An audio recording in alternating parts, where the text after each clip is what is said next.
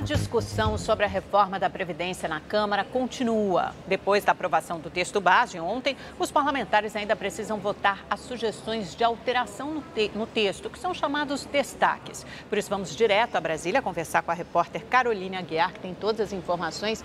Carol, essa sessão era para ter começado no final da manhã, início da tarde, mas só começou agora, há poucas horas, há pouco tempo, porque o Rodrigo Maia, presidente da Câmara, e os líderes passaram um dia negociando esses destaques para não desidratar a reforma da Previdência. O texto base aprovado ontem, né, Carol? Como é que está a situação por aí?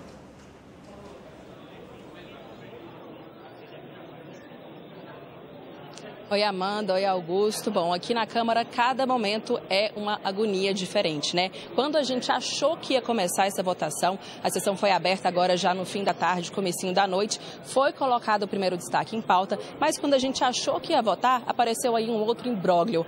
A bancada evangélica está ameaçando obstruir a votação. Então, nesse momento, até está tendo sessão, mas está só aquele falatório e não está tendo votação de fato, porque estão todos na sala do presidente da Câmara, Rodrigo Maia, tentando um acordo para evitar essa obstrução. E o problema da bancada evangélica é que eles querem a votação de um destaque que prevê que a pensão por morte não seja menor que um salário mínimo em nenhum caso, ou seja, que ela seja sempre no mínimo de um salário mínimo. E existe um destaque que vai ser votado antes, que pode prejudicar esse texto que a bancada evangélica quer votar. Esse texto que vai ser votado antes prevê que a pensão por morte pode ser sim menor que um salário mínimo se ela não for a única renda do beneficiário. Então, por exemplo, se uma viúva recebe também o BPC, a pensão por morte dela poderia ser menor que um salário mínimo. E isso a bancada evangélica não aceita, porque entende que muitas mulheres dependem dos maridos e podem ficar aí numa situação complicada se receberem menos que um salário mínimo.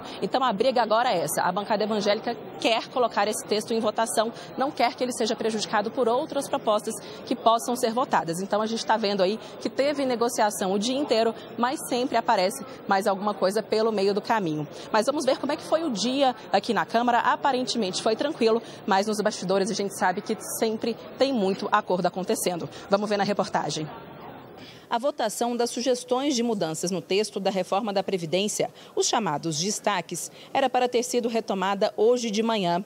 Mas até o fim da tarde, o clima era de ressaca e o plenário ficou completamente vazio. Nos bastidores, em um café da manhã na casa do presidente da Câmara, Rodrigo Maia, os governistas tentavam convencer aliados a retirarem destaques para encurtar a votação.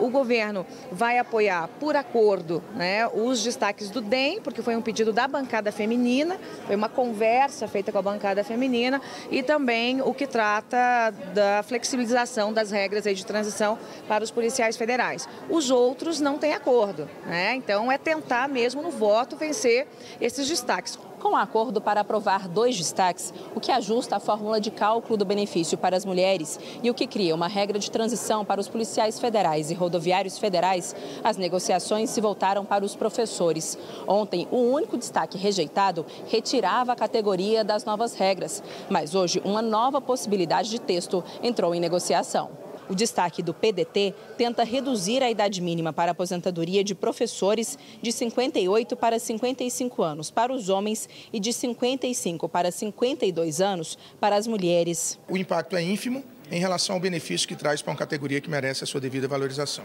Não tem garantia, professor é um tema sempre muito difícil, ele não tem esse impacto tão grande como está colocado, da forma como está construído o acordo. Tem uma emenda aglutinativa que a gente recupera quase toda a perda da possível vitória desse destaque, se ela ocorrer, né? Então, a minha expectativa é que, com o que está projetado, a gente vai ficar mais ou menos com a mesma economia do texto principal. Uma das preocupações é exatamente quanto essas mudanças vão significar em redução na economia prevista com a reforma. O valor já foi reduzido na comissão especial e pode ficar abaixo dos atuais 988 bilhões de reais. E já tem até governista pedindo para a equipe econômica se conformar. O Paulo Guedes ele também tem que estar preparado para caso tenha um ponto ou outro que venha a se discutir aqui dentro, dar uma desidratada aqui, outra ali. Na onda de se fazer mudanças no texto, a oposição aproveita para tentar diminuir o tempo mínimo de contribuição dos homens de 20 para 15 anos. A proposta está em avaliação por Rodrigo Maia e pela equipe econômica. O presidente se sensibilizou, tanto é que chamou a equipe econômica para avaliar os impactos dessa eventual aceitação de um destaque nosso, e eu acredito que o destaque venha a ser aprovado.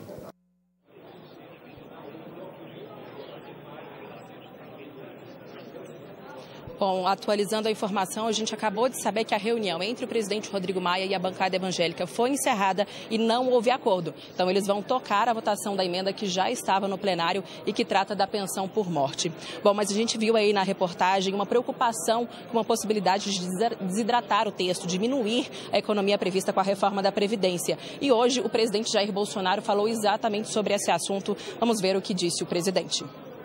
Ontem liguei para o Rodrigo Maia, eu cumprimentei pela aprovação. Também nas minhas mídias sociais fiz o mesmo. Em grande parte agora o destino final dessa PEC, que será uma emenda à Constituição, cabe ao Parlamento brasileiro. Eu pouco influencio no momento. Eu espero que ela não seja desidratada. E se porventura tiver algo a ser corrigido, que eu faço agora